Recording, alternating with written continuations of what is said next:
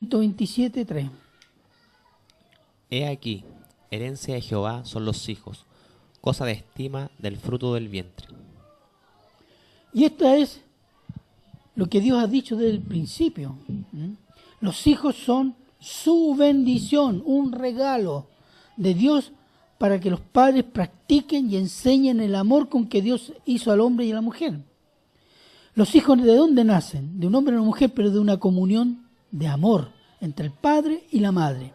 Y esa comunión de amor, los hijos reciben y aprenden a amar. El hijo, ¿cómo reconoce el amor? Por medio del amor que recibe de los padres. Y el niño aprende a amar, porque recibe el amor de los padres desde que es bebé. Cuando los hijos, cuando aprenden a amar a sus padres, también aprenden a amar a Dios. Cuando los padres no saben amar a sus hijos, ponen tropiezo para que los hijos amen a Dios. Y eso es así. Un hijo que recibe el amor de sus padres y recibe un buen ejemplo, es más fácil que aprenda a reconocer el amor de Dios. Un hijo, una hija que ha tenido padres, digamos, que no lo han sabido amar, pueden ser violentos o indiferentes, de una imagen de Dios que es la imagen de sus padres. Y les cuesta reconocer el amor de Dios. Puede que lo aprenda a conocer, pero no por medio de sus padres. Y en ese sentido los padres son tropiezos para sus hijos. Deuteronomio 6:5-6.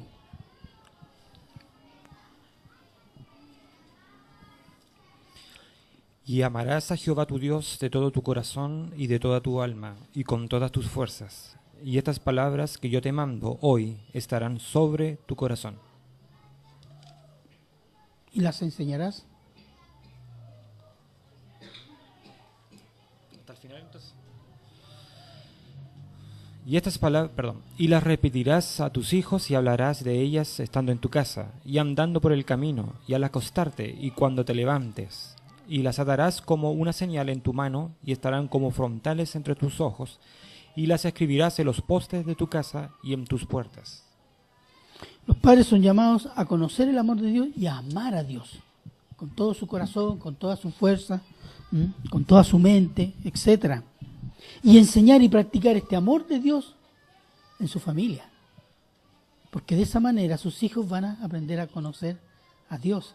Dice, y esto le enseñarás ¿a quién? A tus hijos.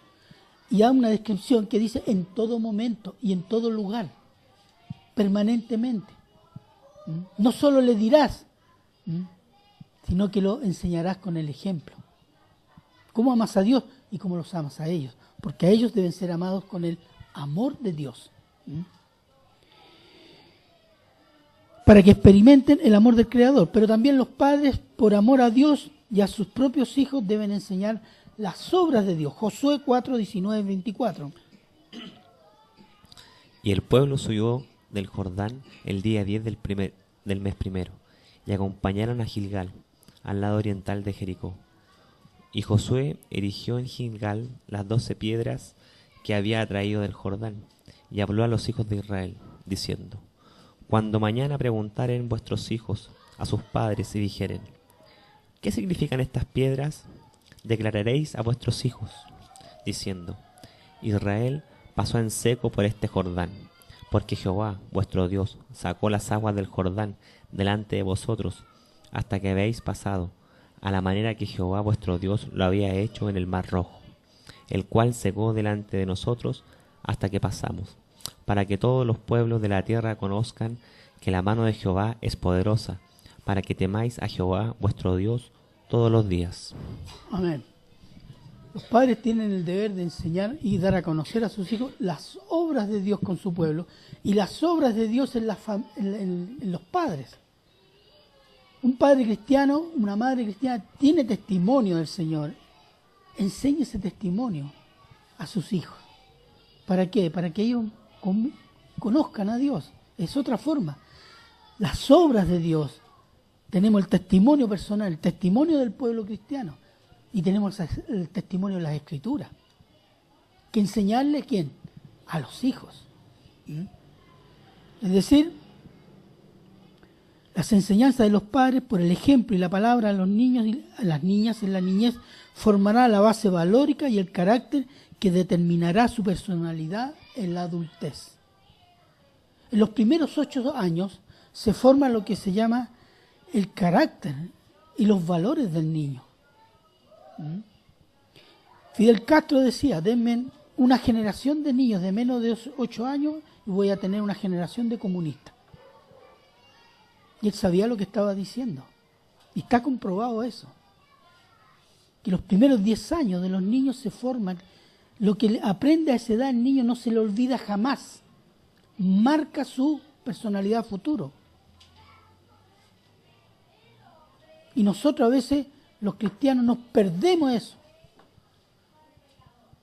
Los padres son los padres los responsables de la enseñanza, de la educación espiritual de sus hijos en el hogar. Pero muchas veces los padres actúan como con el colegio en el mundo, si van, los parquean ahí, enséñenle. No, la iglesia ayuda, pero la responsabilidad de la formación espiritual de sus hijos es de los padres, es el hogar. El hogar es un ministerio para el padre y la madre, de criar hijos para Dios. Bien, uno de los aspectos del amor de Dios que es más discutido hoy día es la corrección y la disciplina de los hijos. Hebreos 12, 5 al 11. Y habéis ya olvidado la exhortación que como a hijos se os dirige diciendo, Hijo mío, no menosprecies la disciplina del Señor, ni desmayes cuando eres reprendido por Él, porque el Señor al que ama disciplina, y azota a todo aquel que recibe por hijo. Si soportáis la disciplina, Dios os trata como a hijos, porque ¿qué hijo es aquel a quien el Padre no disciplina? Pero si se os deja sin disciplina, de la cual todos han sido participantes, entonces sois bastardos y no hijos. Por otra parte, tuvimos a nuestros padres terrenales que nos disciplinaban y los venerábamos. ¿Por qué no obedeceremos mucho mejor al Padre de los Espíritus y viviremos? Y aquellos ciertamente por pocos días nos disciplinaban como a ellos les parecía, pero para lo que no es provechoso, para que participemos de su santidad. Es verdad que ninguna disciplina al presente parece ser causa de gozo, sino de tristeza, pero después da fruto apacible de justicia a los que en ella han sido ejercitados. Dios disciplina a sus hijos. Dice, y no a bastardos. Bastardos significa hijos de incesto. Hijos de maldición incluso. Y es una señal de amor.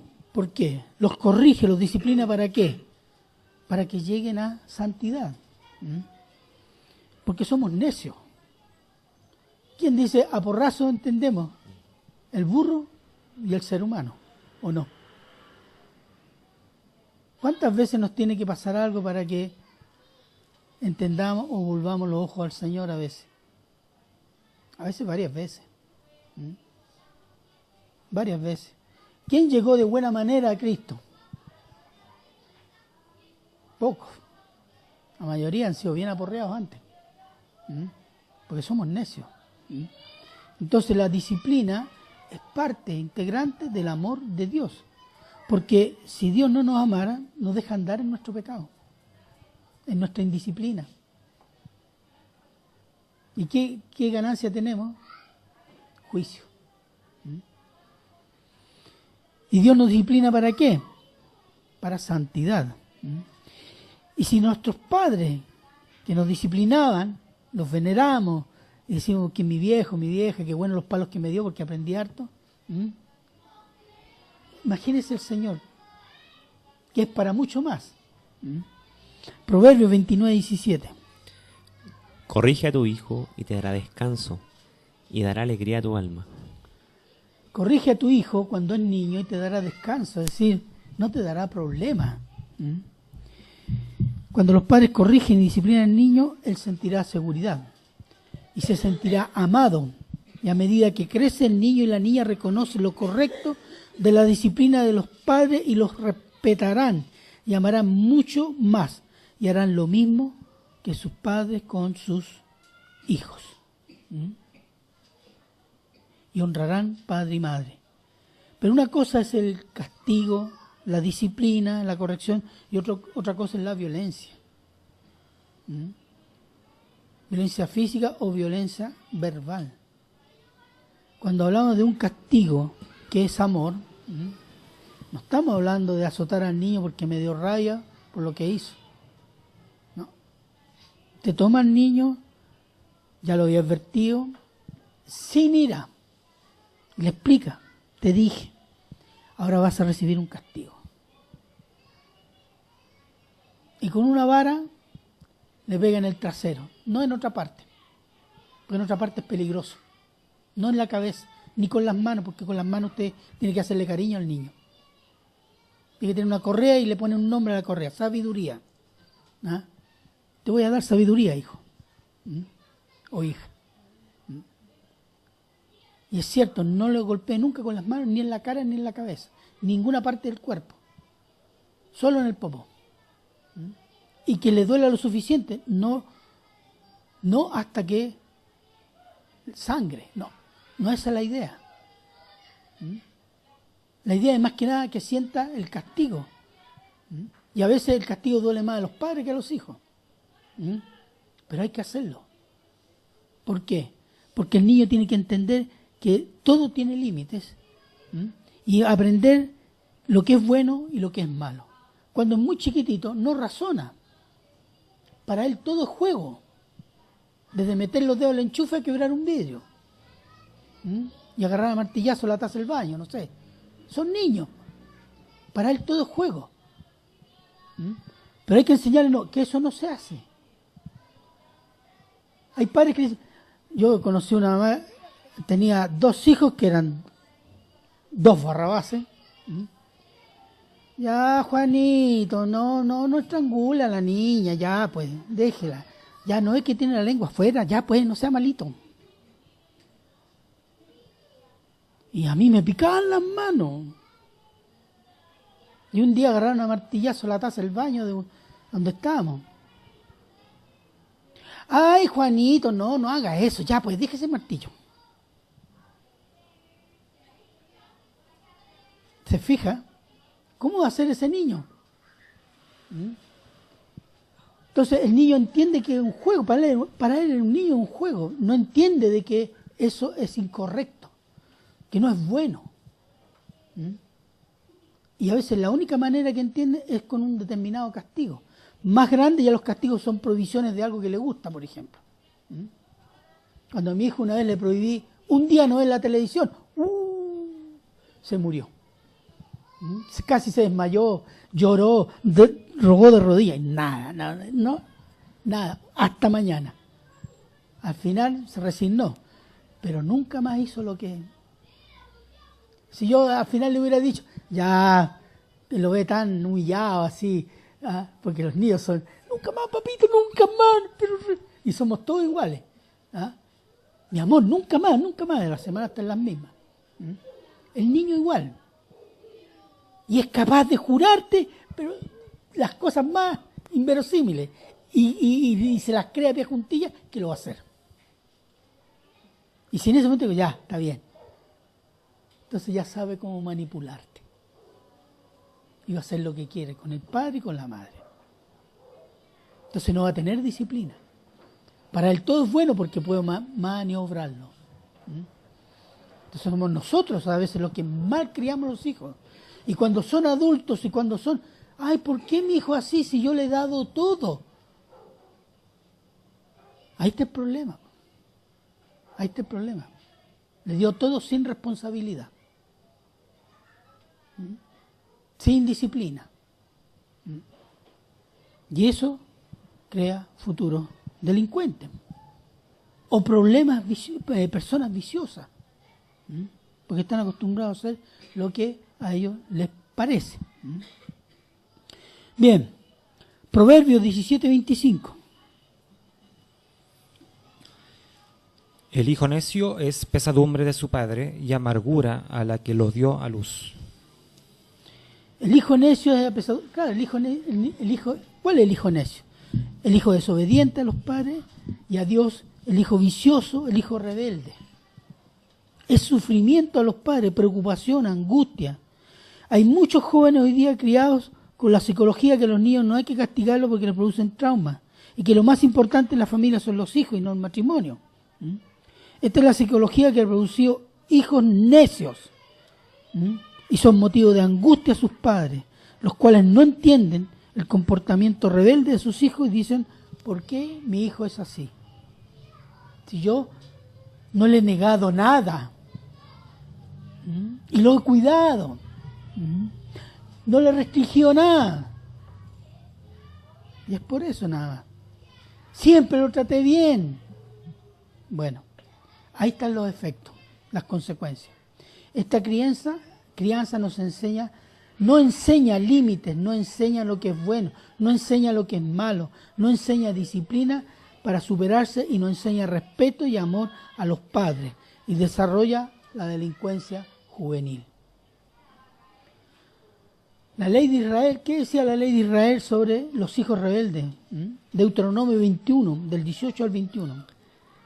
Si alguno tuviera un hijo contumaz y rebelde, que no obedeciere la voz de su padre ni la voz de su madre, y habiéndole castigado no lo obedeciere, entonces lo tomarán sus padres y su madre, y lo sacarán entre los ancianos de su ciudad, y a la puerta del lugar donde viva, y dirán a los ancianos de la ciudad, este nuestro hijo es contumaz y rebelde, no obedece nuestra voz, es glotón y borracho. Entonces todos los hombres de su ciudad lo apedrearán y morirá. Así quitarás el mal que está en medio de ti, y de todo Israel oirá y temerá. Esa era la ley de Moisés. Al hijo rebelde se lleva entre los ancianos.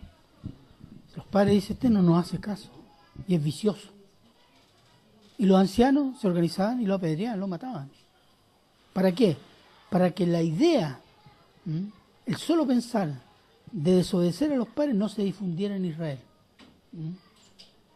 Medida dura. Hoy día no se hace eso. Hoy día se encarga Dios del juicio. Porque estamos en el tiempo de la gracia, ¿no? La gracia es para salvación. Pero quien no entra en la gracia está ya en juicio. Está ya en juicio. Y Dios se encarga del hijo rebelde. Porque el respeto al padre y madre está vigente todavía. No es una historia del Antiguo Testamento. Efesios 6, del 1 al 3. Vamos a la última parte ya. Efesios 6, del 1 al 3. Hijos, obedeced en el Señor a vuestros padres, porque esto es justo. Honra a tu padre y a tu madre, que es el primer mandamiento con promesa, para que te vaya bien y sea de larga vida sobre la tierra. El versículo 1 dice, obedecer a sus padres en el Señor, porque esto es justo. En Colosenses 3:20 dice, porque esto es agradable al Señor. Hijo, no importa que seas niño, joven o adulto. Cuando el adulto ya tiene otra familia, pero cuando va a ver a su madre, respeta a su madre, respeta la casa de su madre o de su padre. Honra a su padre, lo cuida. Entonces, en Colosenses, esto es agradable a Dios. Eso es lo que dice Colosenses 3:20.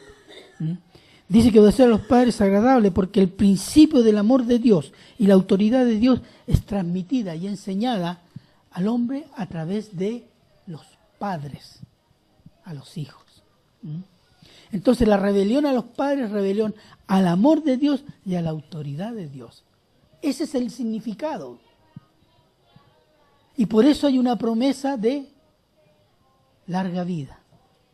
Y por eso también hay una promesa de castigo al hijo rebelde.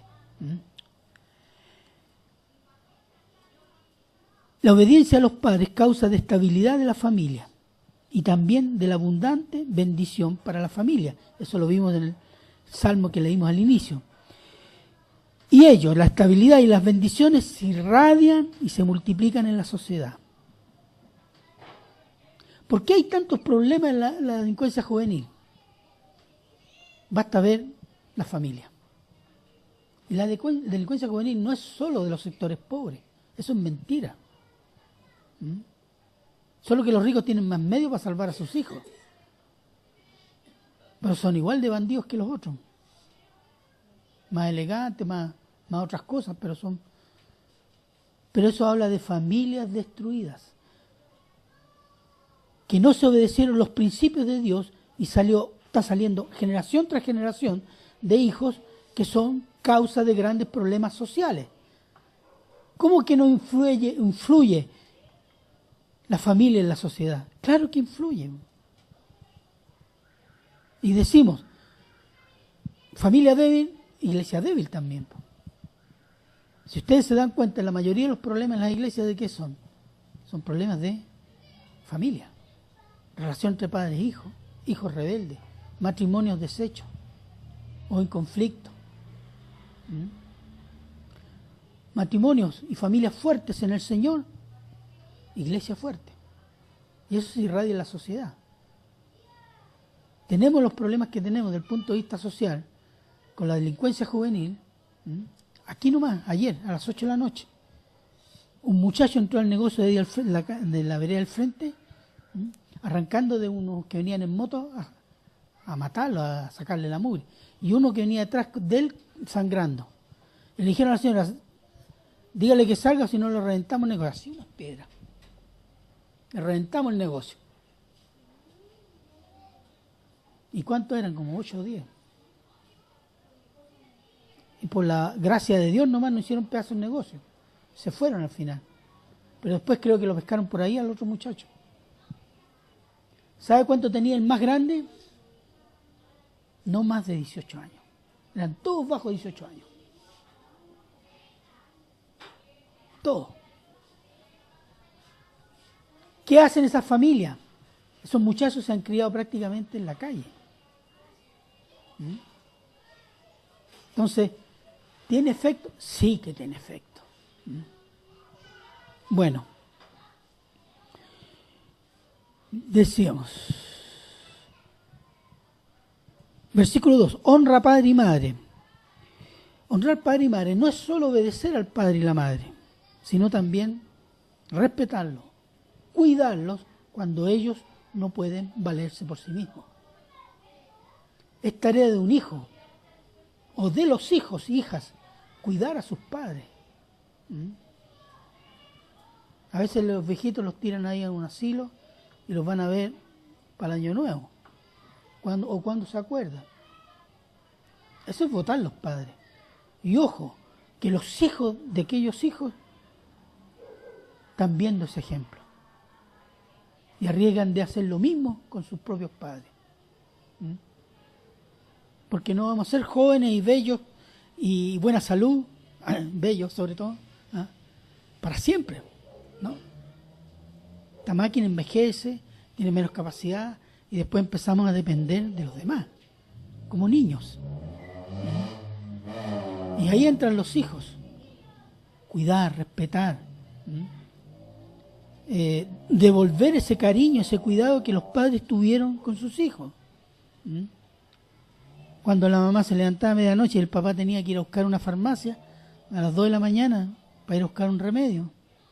Y lo hacían con mucho amor. Bueno, ese mismo amor nosotros debemos reconocerlo y entregárselo a nuestros padres. Honrar padre y madre. Para que te vaya bien, versículo 3. Es decir, serás bendecido con prosperidad, abundancia, salud, hijos, esposa sometida, con muchas bendiciones. Te va a ir bien. Versículo 3. Y seas de larga vida sobre la tierra. En el Antiguo Testamento el juicio, por medio de los ancianos, según la ley mosaica, cortaba la vida del rebelde. Hoy, en la dispensación de la gracia, Dios cumple su palabra para bien o para juicio, por medio del Espíritu Santo. Por medio de su Espíritu Santo. Tal vez muchos jóvenes y adultos jóvenes que mueren por razones aparentemente normales, pero no sabemos. El juicio de Dios a la rebelión es una promesa a los pecadores, a los que violan su mandamiento. Y el tiempo y el modo son prerrogativas de Dios. Solo podemos estar seguros de una cosa, que honrando padre y madre yo voy a tener bendición y larga vida. ¿Por qué? Porque es una promesa de Dios. Es una promesa de Dios. Porque cuando yo honro padre y madre estoy honrando el amor de Dios, la autoridad de Dios. Estoy honrando a Dios mismo. Ese es el tema. Nosotros los cristianos con las Escrituras podemos entender esto, que va mucho más allá de la figura de los padres, es lo que representan, el rol que Dios le ha dado a los padres, donde Él pasa y comunica y revela su amor y su autoridad. Por eso la sociedad, la psicología que niega la autoridad del varón, el cuestionamiento que se hace al matrimonio hombre-mujer a través de todo lo que mencionamos anteriormente, están bajo juicio. Porque en el fondo lo que están negando no es solo la obra del matrimonio hecha por Dios, sino la autoridad y el amor de Dios. Entonces nadie puede decir que se va a ir al cielo porque hace buenas cosas. Nadie. Si no está respetando padre y madre, está violando la autoridad y el amor de Dios. Eso tenemos que entenderlo nosotros cristianos cabalmente, hermanos. Que para Dios la familia es una cosa muy seria. No es una cuestión pasajera, no es una cuestión banal, no es una cuestión, un pecado entre los tantos pecados. Por algo puso bendición. Fíjese, el único mandamiento, dice el apóstol Pablo, con bendición. No hay otro mandamiento que tenga esta bendición. Y la razón es esa. Y nosotros los cristianos, que somos los más bíblicos, por decirlo, que nos atenemos a la Biblia, debemos entender este principio. Y a veces nosotros no lo entendemos. No justificamos que mi padre es así, que mi madre acá, que yo no puedo, que esto, que lo otro. Pero hermanos,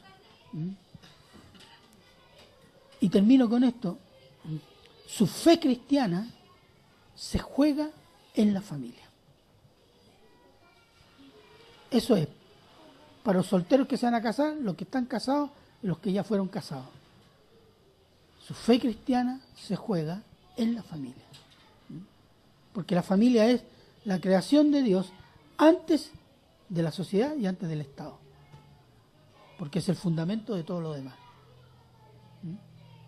Así que, hermanos, le hago esta exhortación. Mediten esta cosa, revise su situación familiar, corríjase. Revise los versículos que están acá. Hay muchos más, sobre todo en Proverbios.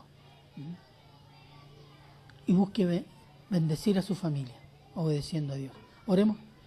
Padre eterno, Padre misericordioso, Señor, te damos gracias por esta bella exhortación que tú nos haces y nos muestras, Señor, la grandeza de tu obra, que es la familia, Señor, para bendecir a toda la especie humana. Padre eterno, Padre misericordioso, Señor, que esta palabra fructifique en nuestros corazones, Señor, y podamos no solo enseñarla, sino vivirla, para gloria y honra de tu nombre. Padre eterno, te damos gracias en el nombre de Cristo Jesús. Amén.